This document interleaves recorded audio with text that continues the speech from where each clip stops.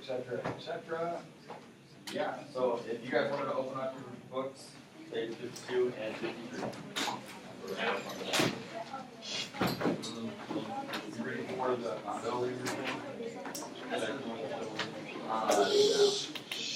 No, I mean yours. Oh, Okay, so what I'm trying to figure out for you is, I don't see how that can go to full screen.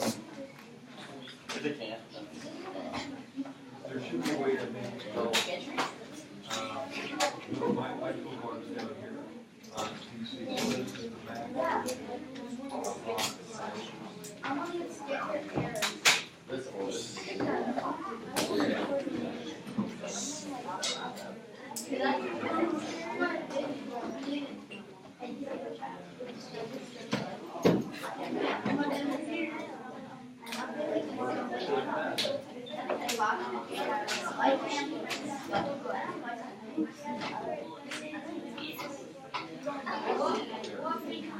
Now, you can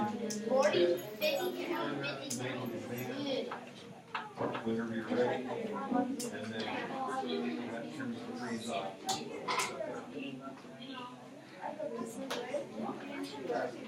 Okay.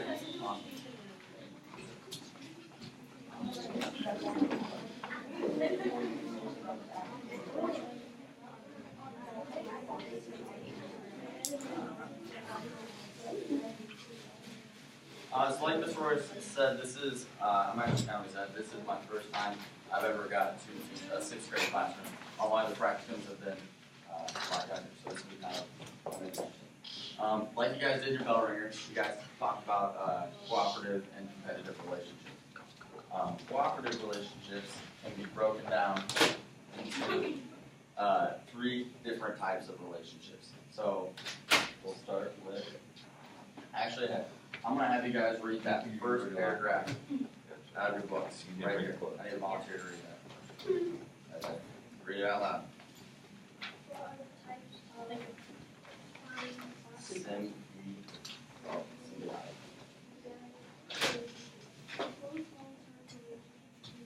Should read it loud.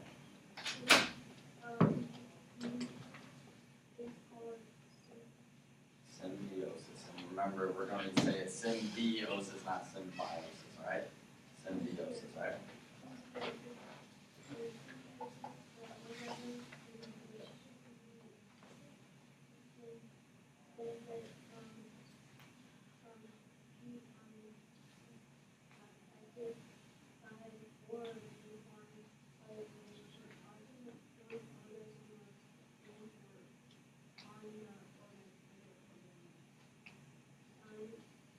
Symbiotic.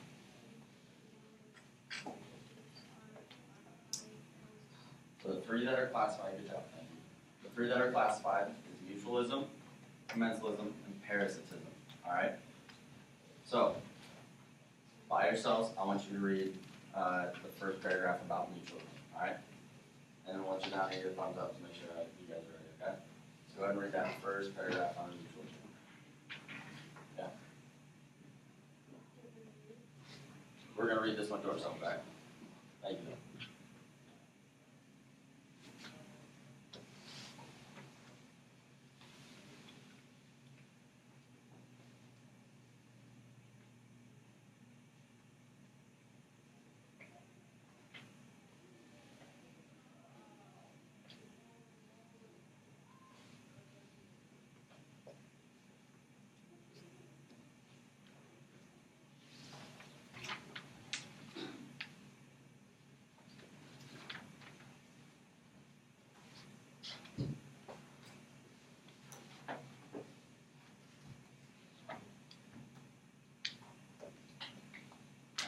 Looking like most of you guys are done.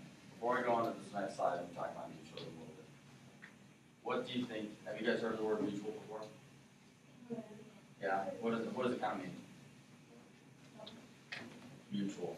If I were to say Mr. Rohrs and I have mutual interest, what does that mean? The same. The same. Exactly. So, in a mutualistic relationship, both organisms, whatever they may be, work together, and they both, and this is the big one, I'm sure you guys read about, but they both benefit from it, right? they both get something out of this relationship. They're working together. That's how it's cooperative. The example in your book uses bees and flowers. Okay? And I like this picture a lot, mainly because what does the bee get out of its relationship with the flower? Nectar. Nectar. And what is nectar? What do bees use nectar as? Right. Honey, which is what? Food. Food, okay. So the bees get food out of it, right? What does the flower get out of it? Pollination, right? And this is why I like this picture so much, because it shows the bee completely covered in pollen. Okay? So what does the bee do with all that pollen? You send it flowers. It flies around and it spreads it. So the bee gets food, the flower gets pollen spread all over so it can reproduce, right? So both kind of win something, right? That's the key thing of mutualism, is that both benefit. Okay, another example is a spider crab analogy. Okay? Yeah, I know, it's kind of gross looking, isn't it? Okay? So, if you can't tell, obviously the spider crab is the actual animal itself. The algae is what is on its back. Okay? Now, if we're thinking and remembering that mutualism, both things benefit, what would the crab get out of having algae all over its back? Food? Which one? You guys said that. You said it? Exactly. So, the crab gets camouflage out of it. So then that way it can hide from predators. That's what the crab gets out of it. What do you think the algae gets out of this? This one's a little tougher.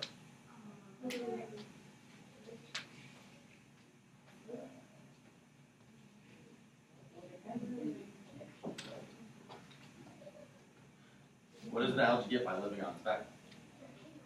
Not quite protection, it gets doesn't quite get food, but it gets a home, right? So it gets a place to stay. So it has a nice, solid place to live. You move around, you go around. So both benefit, right? Okay. This next one, I'm going to need a volunteer to read the first sentence for commensalism. The symbiotic relationship in which one organism benefits while the other is unaffected is called commensalism. So what is the key point there then?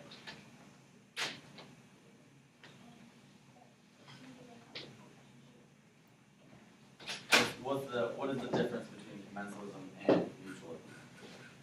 Go back. So one benefits, what happens to the other one? If one organism benefits right there. The other one goes Mutualism, yep, and mutualism both benefit. Commensalism, one benefits. What happens to the other organism in commensalism? It's unaffected, right? It doesn't bother it either way, right? So that's the main difference in the thing we want to remember between mutualism and commensalism is the fact that mutualism both benefit and commensalism only one does. So one of the examples they give in your book is orchids, right? They grow on trees. Okay? What would the orchid get as a benefit from growing on a tree? sunlight or Sunlight, exactly. So it's higher off the ground, it's higher than other plants, right? So it gets sunlight. Now what's happening to the tree? Is the tree getting drained of anything? Is it getting hurt by having the orchid there? Not at all. It doesn't bother the tree one bit because it's bigger, it's not bothering it, right? Exactly. So this is the main point we want to remember, is unaffected. One is unaffected while one benefits. Okay? Another example, you guys might know this one. You've seen the movie Finding Nemo? yeah. I think everybody should have. I've seen Finding Nemo. Yeah, exactly. Okay. Now, what type of organism, do you guys know what type of fish Nemo is? Raise your hand, raise your hand, raise your hand. Right there. A clownfish, exactly.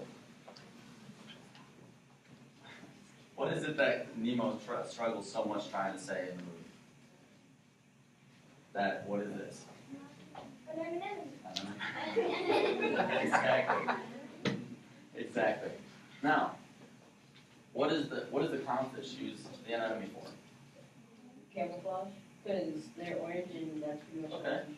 So camouflage and protection, exactly. Right back there.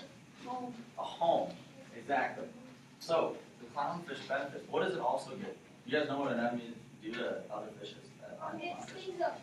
It stings them, exactly. So So it's things, but the clownfish doesn't get stung. So the clownfish gets a home, gets protection, gets camouflage, all this other stuff. Do you think the anemone gets anything? No. Gets someone hanging out for a little bit, doesn't it? So this is another example. And that actually. Okay, so for the last one, for the last paragraph in parasitism, I want you guys to read that by yourself, okay? And stick both hands up when you're done, so I know you're done. Say that so after you guys do it. Go ahead and read and put both hands up when you're done, so I know you're done. So I know you're ready.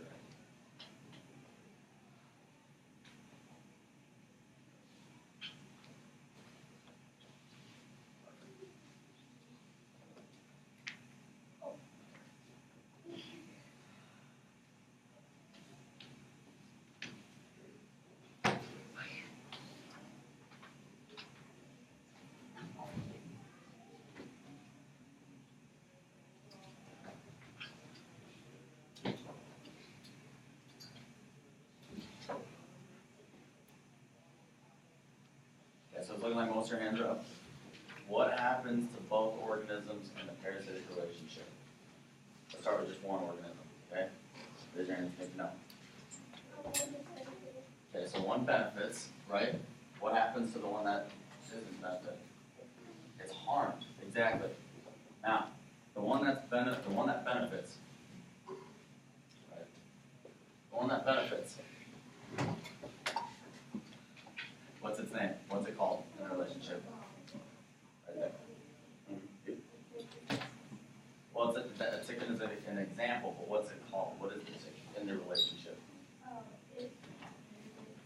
It does benefit. What's it called that benefits? It's all right. A parasite. It's the parasite in a relationship. That's all right. It's the parasite in a relationship. It's the one that benefits. It's the one that usually feeds. What's the one that's getting fed on? Host. The host, okay? So right up here, the organism that benefits is the parasite, okay? The one that is harmed is the host. Usually the parasite gets food from the host, right? Who's been bit by a mosquito? Everyone, yeah. I think at some point or other everyone should be bit, okay? Exactly. What does the mosquito get? What happens? It sucks blood, right? Which is what? The mosquito. Okay, it's feeding off of us, right? Now, in most cases, the parasite doesn't want to kill you because that's its food source, right? It wants to keep you alive. But it can be harmed, obviously, because it's losing blood. A good thing? No. Probably not. And what do a lot of these parasites usually carry with them? Diseases, right? Exactly. Now, in this example in the book, it uses the tick and the dog, right? Yeah, ticks are pretty gross. But can we also be bit by ticks? Exactly. Yeah. Oh yeah. They can. Yep. They get in your hair. There are some species of tick, mountain ticks. They're not around here in Sioux City. But they can carry things like Lyme disease, which can really affect people. Right? Pretty serious. Okay. Good. So this is what we're going to do. I want you guys to be able to practice, and so that way by the end of this class, what you take away is that you know the separate types of relationships perfectly. That's what I want. So in your guys' journals, you guys have notebooks. Yeah, you guys have notebooks. We have our data table. I need the very next page to do the graphs. Go to the second page after your data table in your notebook. Use that space.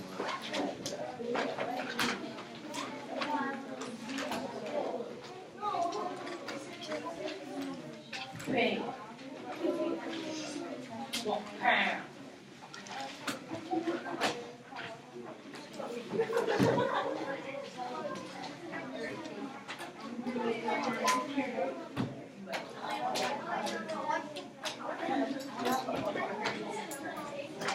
I always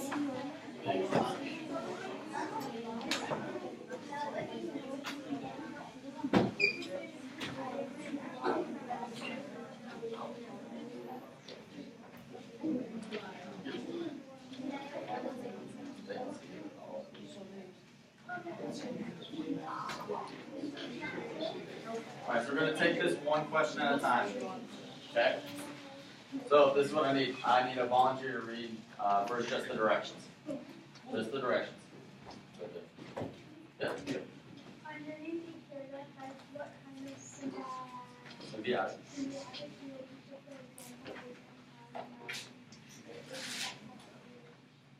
Yep. Okay, so what we're gonna go through, underneath each paragraph, it's an example. You guys are gonna read the paragraph, you're gonna use what you've learned from the past a little bit, and you're gonna decide which type of symbiotic relationship. So what are the three types? I need you to give me one. Just give me one. Mutualism. What's another one? Parasitism. And what's the last one? So, let's see. Nope, we just said that one. What starts with the C? Commensalism, exactly. So those are the three types. So you're going to read the paragraph, and you're going to decide. You're also going to support it with some evidence, though. I don't want you just to write what type of symbiotic relationship. I want you to either underline. I want you to write what facts about the paragraph let you know that it is that type of relationship. All right. So I'll give you a couple minutes just to work on number one. Okay. If you guys have any questions, I'll just keep going around at some point. Just so you guys also know, cattle egret is a type of bird. It's a bird, yeah. That's just the type of it.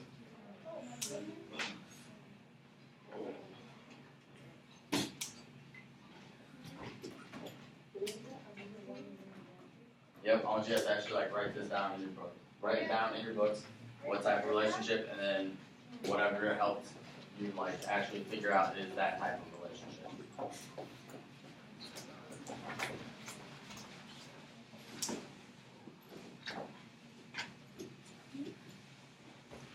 And then once you're done, put your thumbs back up.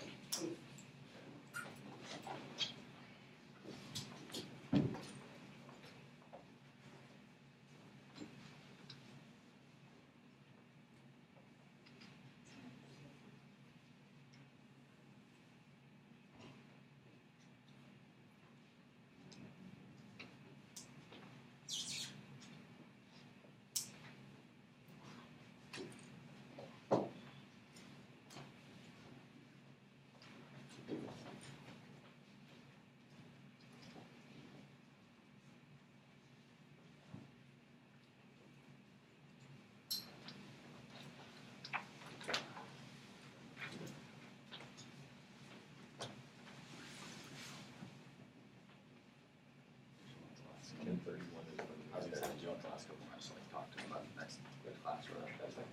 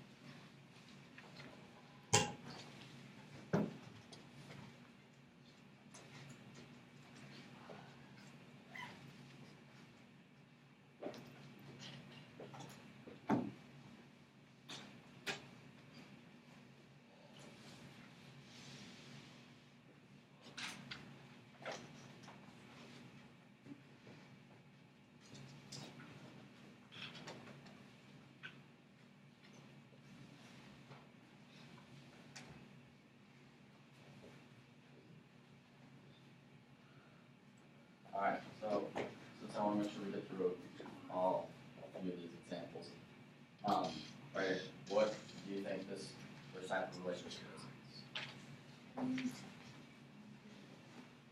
I'm sorry, I don't know, you have all Alright. What type of relationship do you think this is? Parasitism? Now what happens in a parasitic relationship?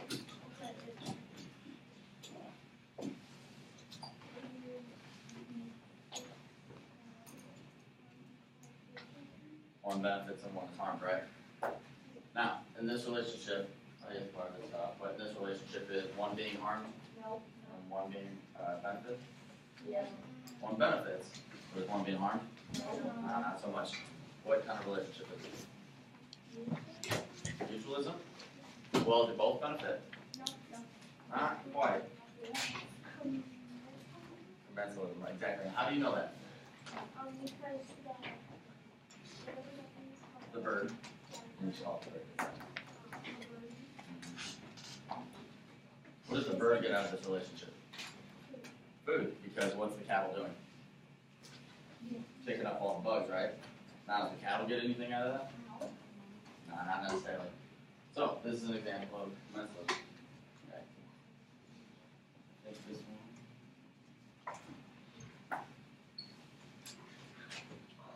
There you go.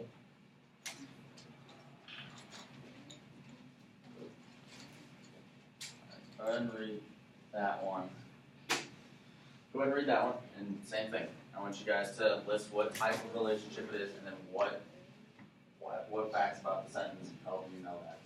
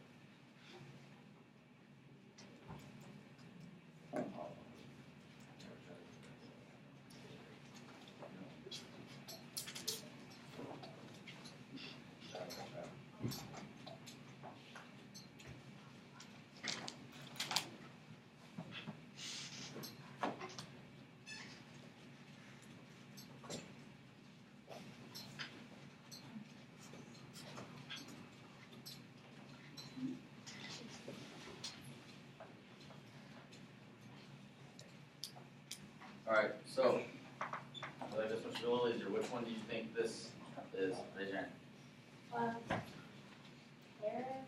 Parasitism, right? Exactly. How do you know that? We'll give it away.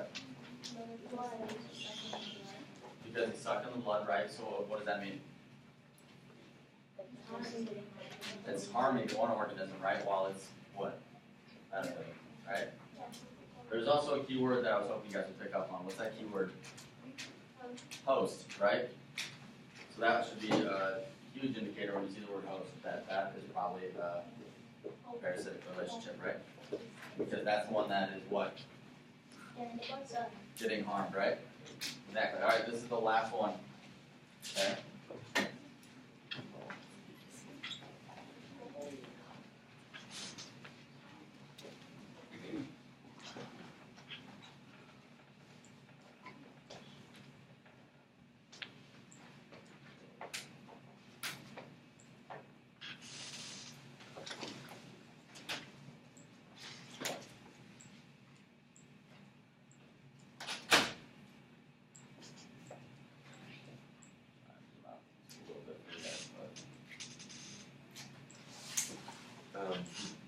Hold the camera arm towards you, the page won't, because the stuff's in the way.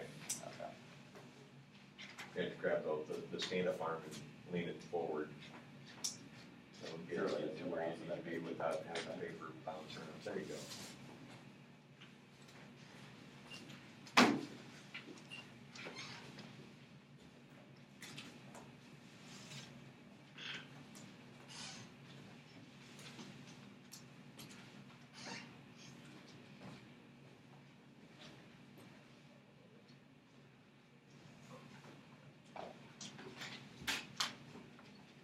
Yeah, that'll work too.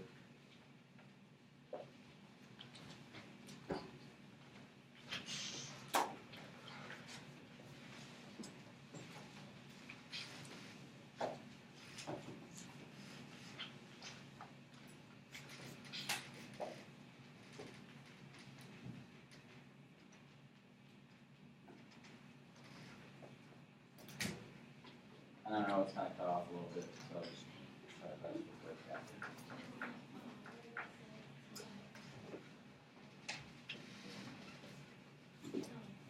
after.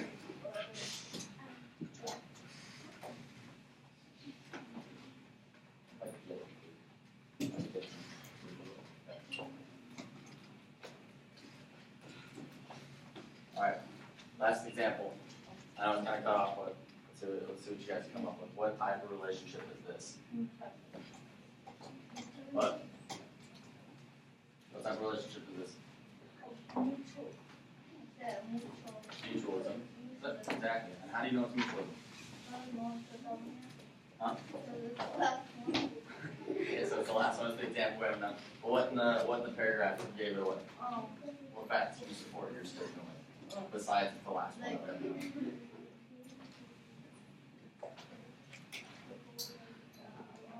Is there someone that can help them out?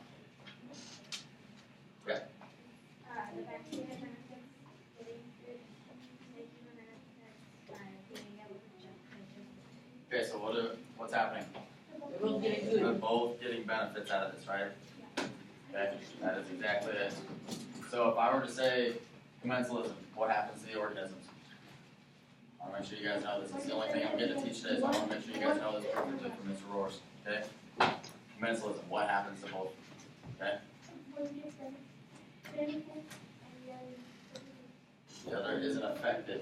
What happens in parasitism? One gets harmed and one gets a benefit. One gets a benefit, and the last one, mutualism. Right back there. Yep. They both get benefited. They both get benefits. Alright, well, I'm going to leave the last couple minutes for Mr. Roars so we can talk about next class. Thank you guys. I appreciate it. Okay, now,